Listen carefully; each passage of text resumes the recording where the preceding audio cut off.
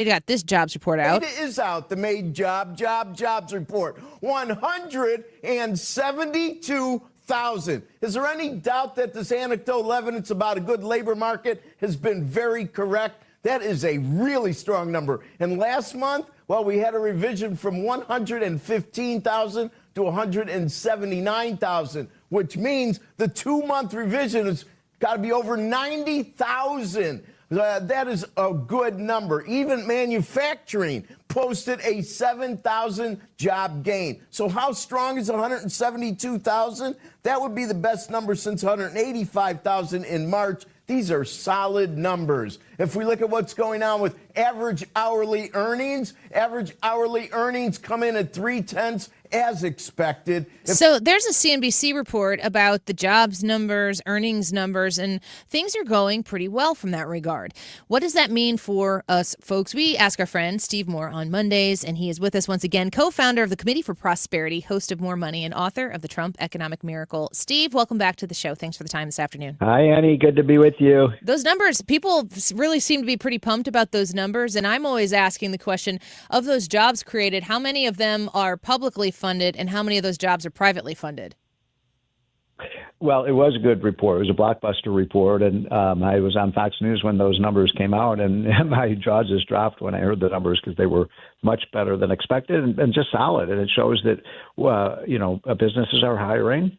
There are job openings. In fact, there's, essentially as many job openings as there are people looking for work, and, a relatively low unemployment rate. We've got a construction boom going on because of building of roads and building of factories and building of data centers and so on. That's a big deal for the construction industry.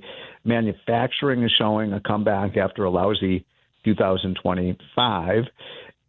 We have a stock market that's just through the roof. So, look, I understand people are angry about groceries, and people are angry about, housing costs and so on. But that's the one negative signal in the economy is, higher prices. But for the most part, we're in a lot better shape than we were a few months ago. And if we can get the Iran situation settled, and that's a big if, we could see a real boom in the second half of this year. We're in a midterm year, of course, so a lot of primaries shaping up, and we're not really in our country dabbling with democratic socialism anymore because New York City has a mayor who champions it. I'm looking at the hotline that I get every day from you folks, and number 3 says Americans prefer capitalism to socialism by 4-1, which I think is a good thing, and I have 2 questions to ask you about this. Why? Yeah, it sure is. I see the number as 15% prefer socialism. Is that number too high? Is that still a concern to you, to the 63% who prefer capitalism? Yeah, I mean, look, if you're a thinking person, you know that socialism has failed everywhere it's been tried, and it leads to deprivation, and oftentimes it leads to, a loss of individual freedom when you have socialism. So you got to guard your freedoms and don't let government take your freedoms away from you. What is it, the term that Madama used, the warm embrace of socialism? And I don't know if it's so warm. I mean, ask the people who live behind the Iron Curtain in the Soviet Union, where they thought it was a warm embrace. And so what we're seeing in America today is that, the blue cities tend to be losing jobs, losing people, losing wage jobs, and they're going to other places because businesses are moving to places that are more business friendly. So the blue cities, I mean, have you been following what's going on with Los Angeles, where you have this completely incompetent mayor, and she finished in first place in the primary, and now it looks like they may have a second liberal Democrat who wins, although there's been a lot of hanky-panky going on there with the election process there. And so, the people in Los Angeles will be able to choose between Tweedledee and Tweedledum. And so, it's really just a sad Which one's state which, of affairs Steve? That? Are you gonna assign Tweedledee and Tweedledum to the two candidates? I'd like to know which one's which. Yes, I think I should. Steve, I think that confidence in our systems, if we're out here watching candidates, and in some cases successfully, sell the idea of democratic socialism to voters, you'd think that they would want to be able to say government works and you should be able to trust it. But boy, Steve, we're seeing fraud rampant across our entire country, the vice president rooting it out. How do you feel about the vice presidential effort to root out this fraud and the exposure of it? What do you think?